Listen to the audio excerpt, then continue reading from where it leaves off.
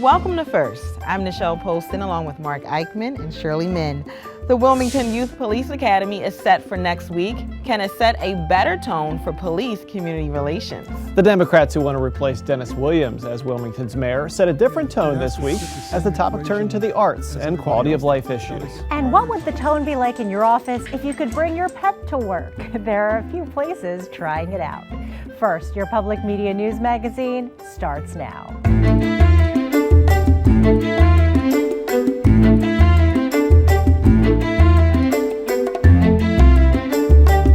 The Wilmington Police Department is setting some time aside to work with young people this summer, particularly at-risk teenagers and those interested in law enforcement. The reason, a program that's designed to address policing from a different view. In this week's First Look, we'll hear from an officer that's running the academy. He explains why Wilmington's Youth Police Academy is one program that area teens don't want to miss.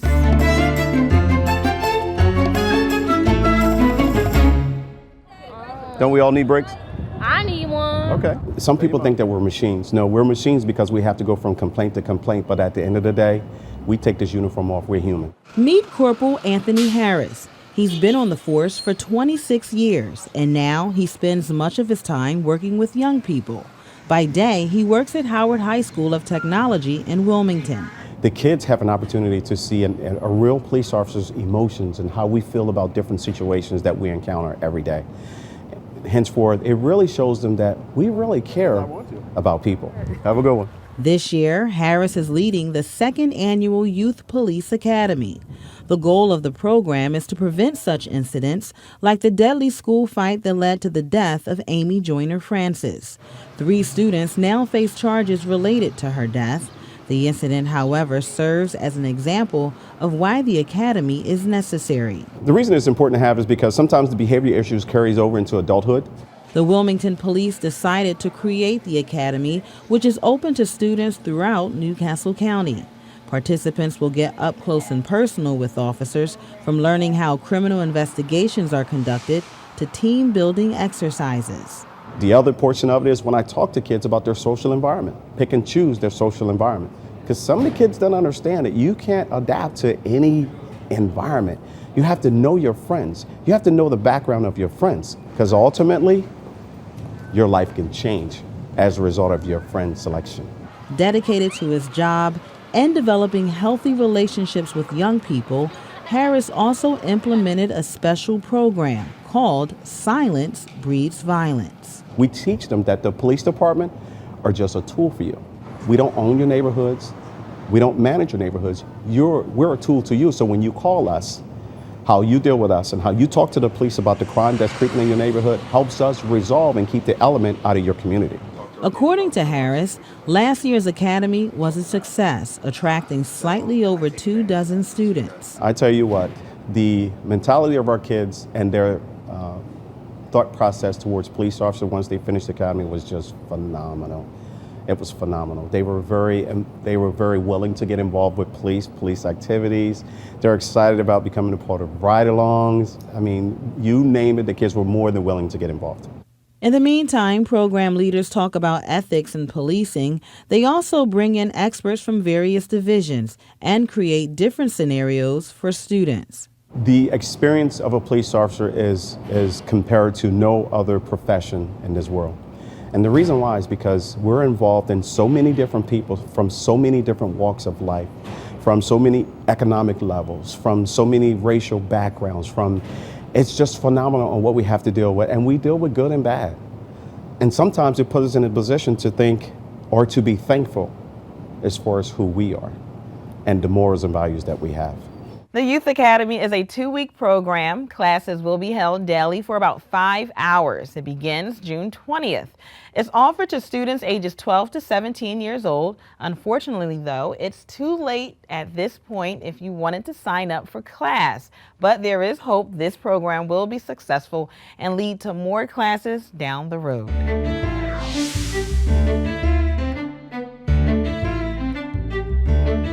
And perhaps some of those students in the Youth Police Academy will become the next generation of Wilmington police officers. As we bring in Rob Torno for his take on the news this week. And Rob, we're still trying to grapple with what happened last Sunday in Orlando, and it really just seems like history repeating itself, even though the numbers may be higher than in previous mass shootings like this. There really is a deja vu element to this. Yeah, it seems like we have a problem in our political class to actually do anything about it. We're good at praying about it and remembering the fallen, but we don't have sort of collective action. Part of that is the fault of Congress. Part of that is the fault of individuals not pressing their congresspeople to do it. It's been left to the states to do this, and it's sort of a patchwork of some states have some laws, some states have the other. We really need leadership from the federal government and from politicians to sort of make this an important issue. And even on a state level and at a city level here in Wilmington, it is at deja vu too, because we've had this ongoing violence in the city. Just this week, 4 teenagers shot. You know, is it being addressed, you think, to the level it needs to be addressed here locally when it comes to especially accessibility of guns? Yeah, I mean, Delaware doesn't have strict gun laws. I was actually surprised by how lax some of our gun laws are, you know, in terms of assault weapons, in terms of purchasing. We do have concealed carry laws, but it's so difficult because Wilmington's problem isn't necessarily Florida's problem, right? You know, there's a different level of crime, different type of crime. But still, collective action and discussing this stuff and penalizing these things can sort of lead to change, you know. I don't ever overstate how much talking about this stuff and making it an issue can help. All right, we'll have to leave it there. He is Rob Torno. You can read more of Rob's work at newsworks.org/Delaware. You can follow him on Twitter at Rob Torno. Coming up on First, what if every day was Take Your Dog to Work Day? Some think we might be more productive on the job. And later we'll experience the artist who challenged herself to do a piece of art a day for an entire year.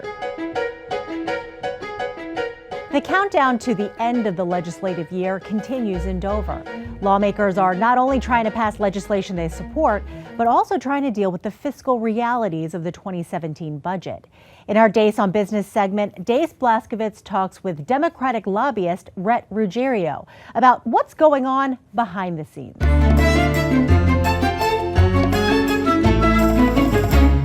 Welcome to the segment. Thank you. Let's jump in and do some more headlines and correlate these 3 questions to the budget, if you would. Okay. Abandoned property, what's the headline? 20+ states are suing the state of Delaware? That's right, 21 states to be exact, led by the state of Texas. They have a MoneyGram, which is located in their state, and they feel as though that the abandoned property, which is the MoneyGrams that are left over, and by law, that those MoneyGrams go to the state of Delaware because we're incorporated, we're the incorporated capital of the world. Their lawsuit goes to the Supreme Court. If the Supreme Court decides to hear it, it's big trouble for the state of Delaware. Schools. Jack Markell has done a good job with education in the state of Delaware. Race to the top was a $100 million gift that we received 7 years ago. That money really didn't move the numbers in terms of where we rank in the nation. A lot of people call it a big black hole in terms of financing and actually trying to move the dial. It's very, very difficult. And you know, I don't think you'll see much more money going towards education in the next couple of years. And we spend over $1 billion, right? That's $1 billion annually, right? About 1.3 billion to be exact. Healthcare, and let me set it up this way. We'll plug the segment. Bob Byrd, Mr. Democrat, the numbers guy, was here last year and basically said the state of Delaware's accounting on healthcare was irresponsible. What's Rhett Ruggiero say? Medicaid is the key word. Medicaid is sort of running out of control. It continues to go up, and I'm not sure we have a great answer on how to control those costs. There is fraud and waste, as we know, but trying to convince individuals to tap into that at the state level is a difficult one. And healthcare is another $1 billion number? It is. Again, you know, with the recession a few years ago, you saw those healthcare numbers go up. Bethany Hall long passed a bill that would allow for dental to be included in Medicaid, and that's about a $78 million hit to the state budget. Last question. Another headline. It's on the horizon, but we'll grab you right now. Okay. Pick an election and give us an insight. Presidential, right? The most interesting. You know, it's difficult. I will say this. It comes down to the Electoral College. You'll see Hillary and Trump sort of focus on 8 or 9 key states, swing states. Nothing else matters. Texas will go for Trump no matter what. California will go to Hillary no matter what. It's those Ohio, Florida, Arizona, Virginia type states that matter. A key state's just north of us, Pennsylvania. There'll be a ton of activity there, but no activity in Delaware because Delaware is not in play. At the end of the day, I still think you'll see Hillary come out on top. You know, convincing arguments by Trump, but his negatives are super high these days.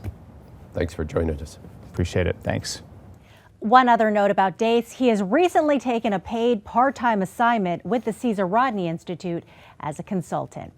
Well, now let's talk about a different type of business story. As if trying to feed nutritious foods to the more than 120,000 Delawareans in need isn't hard enough, Food Bank of Delaware's CEO, Patricia Beebe, is also trying to help all of the animals in Delaware's shelters get adopted.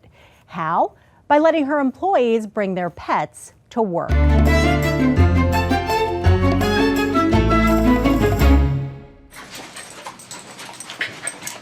These coworkers know how to play hard, while their owners work hard here at the Food Bank of Delaware.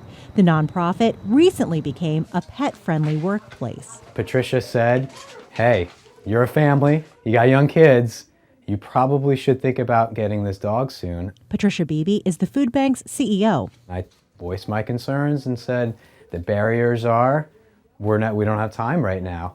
And she said, well, let me eliminate that. Let's talk about bringing a dog here. You know that saying, it takes a village to raise a child?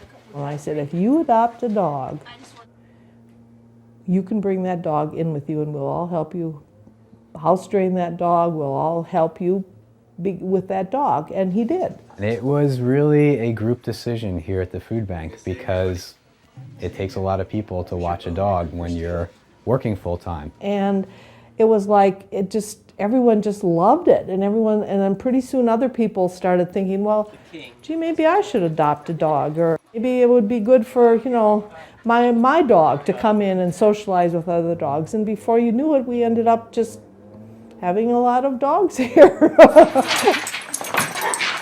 But everyone didn't love the idea, at least not at first. Communications director Kim Turner thought dogs at work would be distracting. I'm like the cranky old lady of the food bank about the dogs, but then Larry's dog Max started coming on a regular basis, and it really changed my opinion on having a dog. Clearly, this is Paco. You see yourself?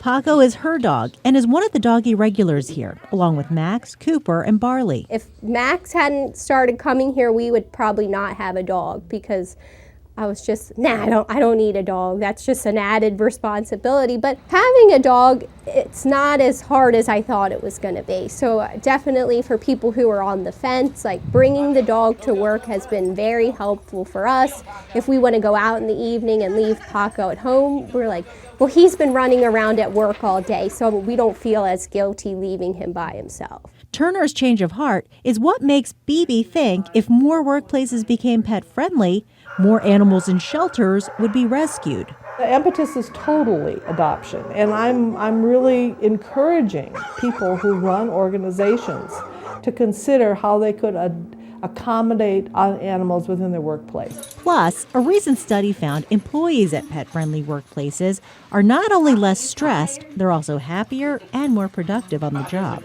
I think everybody's happier. Anytime there's an email going out that someone sounds particularly stressed, just fire an email back and say, hey, one of our therapy dogs is here. You want him for a few minutes? And 9 times out of 10, that person comes back and says, yeah, where's his leash? I want to take him for a walk.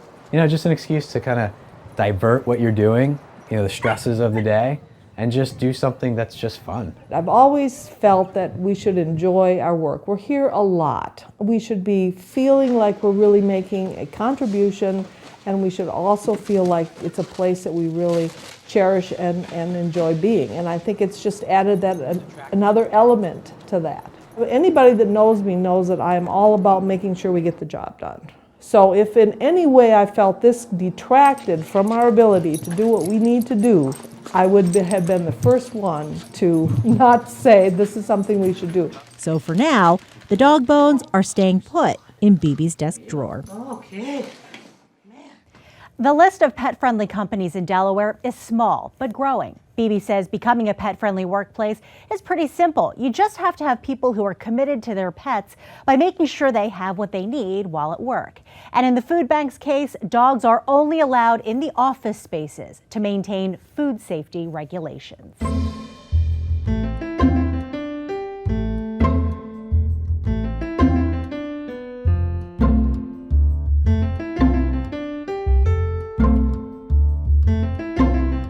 Artist Barbara Warden challenged herself to sit and make a drawing every day for an entire year. Inspired by nature's elements, Barbara took herself on a journey through her art.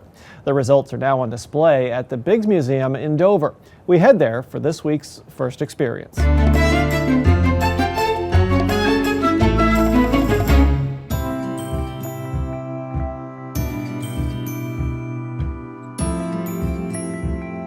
The exhibit's called 365 Elements in Time. I had been away from drawing for years and I've always loved it. And I figured the only way I could really get back into it was to insist with myself that I draw every day. Starting at the beginning of 2015, I was determined to do a drawing a day. That daily practice, whether I felt like drawing, whether I was tired, whether I was sick, whatever, I was going to draw one drawing a day, and sometimes it morphed into 2 or 3 or 4. The elements really are based on a lot of experience that I had living out in the West in Montana. I spent years hiking in the Bitterroot Mountains. There is stone, there is ice, you've got rain, you've got lots of wind, you've got unsettled ground. I realized that when you draw one right after the other, whatever comes out, you really do build up an excitement and a momentum for yourself, and that helps keep you going. The one theme is underlying this show is impermanence, because smoke will dissipate, bone will crumble, rain will dry, ice will melt. There is a transformation that takes place underlying all of this that seems permanent, but it's not. I had to draw every day, and I have no regrets about it. It really took me to such a different place because I learned a lot about myself, I learned a lot about the materials, and I learned a lot about what it is that I was trying to present, not only to myself, but to everybody else who was looking at it. I wanted them to see a year through my eyes. I think that my narrative is a narrative that people will relate to and take away from this show. I read periodically in the art magazines, is painting relevant? Is painting dead? Nobody ever asks, is drawing relevant? Is drawing dead? Because it never is. It is immediate, it is vigorous, it is spontaneous. It's everything that you are as a person, you put out there. I did the work. I want to hear what people have to say. I'm really very interested in it, whether they like it or hate it, win, lose, or draw. I want to hear what it is that they have to say and how they respond. That to me is a very exciting part of the interaction. That's why you put it out there.